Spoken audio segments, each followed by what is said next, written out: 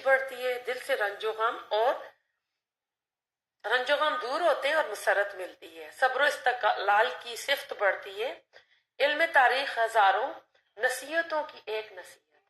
کیونکہ جب ہم دیکھتے ہیں نا تاریخ کے حالات کے اپ ڈاؤن، اور ہم دیکھتے ہیں کہ ہمارے بزرگ پیچھے پوری دنیا پہ، آدھی سے زیادہ دنیا پہ وہ کس طرح فاتح بن کے گزرے، کس طرح ان کی خلافت تھی، کس طرح وہ کام کر رہے تھے، کمیونیکیشن کا یہ سسٹم نہیں تھا جو آج ہمارے پاس ہے، فون کا، ٹی وی کا، جیسے سوشل میڈیا، الیکٹرانک میڈیا، یہ چیزیں نہیں تھی، لیکن اس زمانے میں بھی یہ کس طرح علوم پھیلے اور کس طرح انہوں نے ترقی کی، یہ سارا آپ دیکھیں گے۔ انسان ہر وقت اپنے بادشاہوں، فاتحوں، رسولوں، ولیوں، حکیموں اور باکمال کی مجلس میں موجود رہتا ہے۔ اگر وہ تاریخ سے وابستہ رہتا ہے نا تو ان کے ساتھ وہ اپنے آپ کو موجود پاتا ہے، کیونکہ جب بھی آپ کو کوئی مثال دینی پڑتی ہے، آپ قرآن کی تفسیر کرا رہے ہیں یا کہیں پہ کچھ بھی بات ہو رہی ہے، فوراً آپ بتاتے ہیں کہ فلاں کے زمانے میں یہ ہوا تھا، فلاں ہمارا خلیفہ یہ کام کرتا تھا۔ جس طرح اگر مسلم ہیروز پڑھیں، عمر فاروق کا آپ زمانہ پڑھیں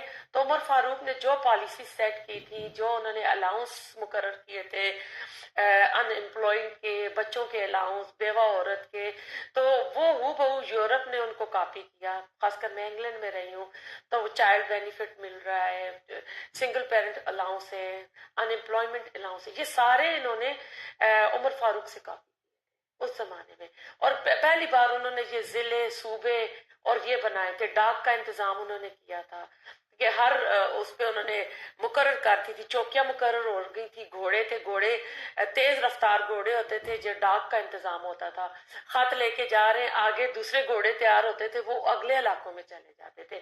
آج تو ہم یہ دیکھ رہے ہیں نا، فیڈکس اور آپ یو پی ایس دیکھ رہے ہیں، ان کے جہاز دیکھ رہے ہیں، ان کی گاڑیاں دیکھ رہے ہیں، تو یہ اس وقت عمر فاروق کے زمانے میں یہ چیزیں شروع ہو گئی تھی۔ تو اسی تاریخ کے ذریعے قوموں کے عروج و زوال کا اصول معلوم کیا جاتا ہے، اسی کے ذریعے انسانی ذہن کی صحیح تربیت کی جاتی ہے۔ جس قوم کو آئندہ باعزت زندگی سے محروم کرنا ہو، اس کا اس کے حال سے اور اس کے ماضی سے رشتہ کاٹ دیں، پھر دیکھیں کہ وہ کس طرح پستیوں میں جا پہنچتی ہے۔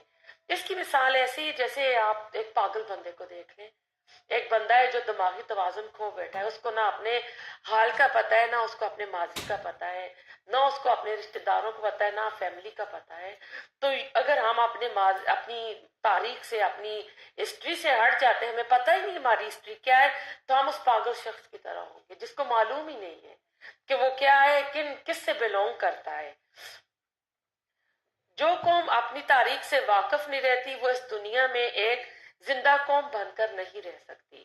تاریخ اپنے آپ کو دہراتی ہے، لہٰذا ماضی کی غلطیوں سے سبق حاصل کیا جاتا ہے۔ جب دیکھتے ہیں نا کہ اگر فلاں حکمران تھا، اس کو اتنی خلافت ملی، تو وہ دنیاوی کاموں میں پڑ گیا، اپنے شوق پورے کر رہا ہے، محلات بنا رہا ہے، ہیرے جواہرات اکٹھے کر رہا ہے، شکار پہ جا رہا ہے، تو پھر دیکھتے ہیں کہ کس طرح غدار پیدا ہوتے ہیں، کس طرح اس کی خلافت کو ختم کرتے ہیں۔ تو انہی کی غلطیوں سے ہم آج کے اپنے جو حالات ہیں ان کو صحیح کر سکتے ہیں۔ تاریخ اسلام نہ تو دیو مالا ہے، نہ شاہ نامہ ہے، نہ پریوں کی کہانی اور نہ دیووں کا افسانہ ہے، بلکہ یہ تو ایک صاف ستھرا آئینہ ہے جس میں گردش ایام کی ہو بہو تصویر دکھائی دیتی ہے، جس میں یہ نظر آتا ہے کہ ایک صحرا نشین، ان پڑھ، غیر متمدن، اجٹ اور جاہل قوم جب یقین محکم کے ساتھ محبت انسانیت میں سرشار ہو کر علم فہم میں استوار ہو جاتی ہے، تو کس طرح وہ باکمال قوم بن کر دنیا کے نقشے میں ابھر کر آتی ہے۔ ہم اپنی تاریخ سے اپنی زندگیوں کے لیے لایا عمل بنا سکتے ہیں، اپنے مستقبل کو سنوارنے کی کامیاب تدبیر کر سکتے ہیں۔ اس کے لیے میں آپ کو ایک شعر سناتی ہوں کہ تجھے اس قوم نے پالا ہے آغوش محبت میں، کچڑ ڈالا تھا جس نے پاؤں میں تاج سردار۔ آپ لے آئے، تاریخ گواہ ہے، جب نبی صلی اللہ علیہ وسلم مکہ سے چھوٹا سا گروہ اپنا قافلہ لے کے مدینہ ہجرت کر کے آتے ہیں، پھر نبی صلی اللہ علیہ وسلم کی سرکردگی میں یہ گروہ بڑھتا جاتا ہے، ان کے عمل بدلتے جاتے ہیں، یقین بڑھتا جاتا ہے، اور جب غزوات ہو رہے ہیں اور جب خندقیں کھودی جا رہی ہیں، پیٹ پہ پتھر باندھے ہوئے ہیں اور وہ گڑھے کھود رہے ہیں، خندقیں کھود رہے ہیں، اور ساتھ نبی صلی اللہ علیہ وسلم خوشخبریاں دے رہے ہیں فارس کے محلات کی، شام کے محلات کی. اور جب آپ ہجرت کر کے آ رہے ہیں, ابھی آپ کو اپنا وطن بھی نہیں نصیب ہوا, آپ راستے میں سراقہ بن مالک آ جاتے ہیں, کیونکہ لگا ہوا تھا زندہ یا مردہ, جس نے نبی صلی اللہ علیہ وسلم کو لیا 100 سرخ اونٹوں کا تھا, انعام تھا. تو وہ آیا, اب کیسے آ سکتا تھا, فرشتوں کی مدد تھی. وہیں اس کا گھوڑا جو اونٹ تھا وہ نیچے ہی بتک رہا تھا, نہیں آ رہا تھا. آخر وہ مسلمان ہوا. تو سراقہ کو نبی صلی اللہ علیہ وسلم نے کیا خوشخبری دی تھی کہ تم فارس کے جو بادشاہوں کے کنگن ہیں وہ تم پہنو گے. اور یہ کنگن پھر آپ کو پتہ ہے زیادہ ٹائم نہیں گزرا, عمر فاروق کے دور میں انہوں نے وہ محلات کی فتح کی, ان محلات کے ہیرے جوہرات بھی یہ لے کر مدینہ آیا یہ سامان, پھر سراقہ نے وہ کنگن بھی پہنے. تو آپ یہ دیکھ لیں, یہ وہ قوم ہے ابھی کھانے کو کچھ نہیں ہے, پیٹ پہ پتھر بندھے ہوئے ہیں, لیکن ان کو بتایا جا رہا ہے. اور یہ وہی شہر ہے جو میں نے آپ کو سنایا کہ انہوں نے پھر ان کے جو تاج تھے انہوں نے پھر پاؤں کے نیچے انہوں نے دیے.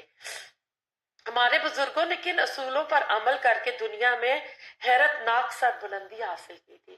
ایک ہی چیز ہے, آپ قرآن اور سنت کے ساتھ جڑ جائیں, آپ اس کے اصول لیں. سورۃ مائدہ پوری شریعہ کا نفاذ کہتی ہے. اگر آپ کو اپنا ملک مل گیا, آپ شریعت کا نفاذ کریں, آپ خود بہت کامیاب ہو جائیں گے. جب آپ ان سنہری اصولوں سے دور ہوں گے, کیونکہ اللہ تعالیٰ نے ہم کو بنایا, اللہ ہی نے ہمارے لیے اصول بھی واضح کیے.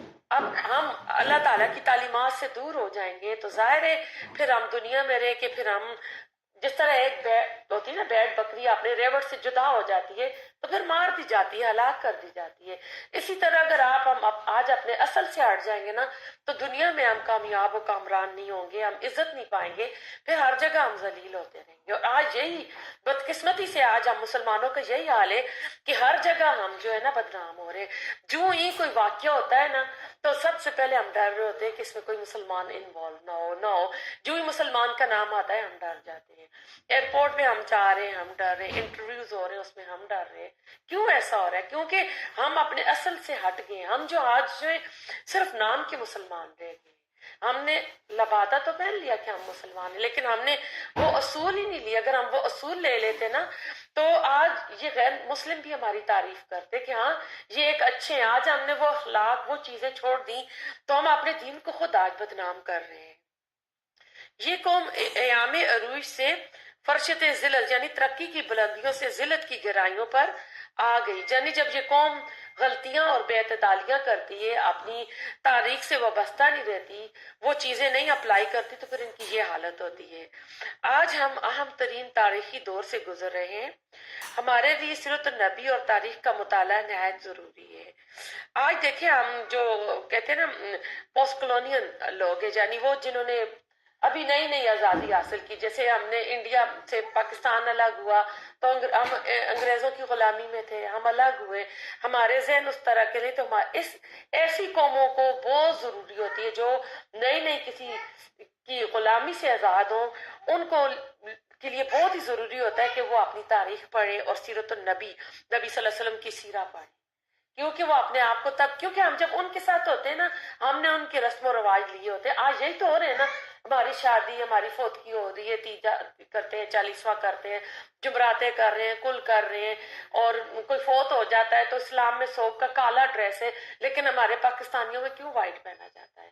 کہ ہم نے ہندو لوگوں سے لیا. ہندو لوگ جب بیوہ ہوتی ہے عورت اس کو وائٹ پہنا دیتے ہیں. تو آج کیا ہے کہ ہم لوگ ان کی غلامی سے ابھی تک نہیں نکلے. ہماری شادیاں ہو رہی ہیں, شادی میں جتنی رسومات ہو رہی ہیں وہ ہندوانہ رسومات ہم نہیں چھوڑ رہے ہیں, اور ہم ان سے بہت مرغوب ہیں, ہم خوش ہوتے ہیں وہ سب کچھ کر کے. اب ایسا ہے کہ جب ہم تاریخ اسلام پڑھیں گے, سیرہ پڑھیں گے, اس سے پہلے بہت ضروری ہے کہ ہم لوگ نا مکہ کے بارے میں جانیں, بیت اللہ کے بارے میں جانیں, اور عرب کے حالات کے بارے میں جانیں. کیونکہ اسی جگہ اللہ تعالیٰ اپنا آخری نبی بھیج رہا ہے, اسی جگہ اللہ تعالیٰ اپنا قرآن نازل کر رہا ہے. تو ہم نے دیکھنا ہے کہ مکہ کیا ہے نا. سورۃ آل عمران کی آیت نمبر 96 اور 97 میں اللہ تعالیٰ فرماتے ہیں ان اول بیت وضع للناس للذی ببکہ مبارکا وہدی للعالمین فی آیات بینات مقام ابراہیم ومن دخلہ کان آمنا وللہ علی الناس حج البیت من استطاع الیہ سبیلا ومن کفر فإن اللہ غنی عن العالمین. اللہ تعالیٰ کہتے ہیں کہ اس زمین پہ سب سے پہلا جو گھر لوگوں کے لیے بنایا گیا وہ بے بکہ تھا. مکہ کا پرانا نام بکہ تھا، اور وہ مبارک بھی ہے اور تمام لوگوں کے لیے اس میں ہدایت بھی ہے.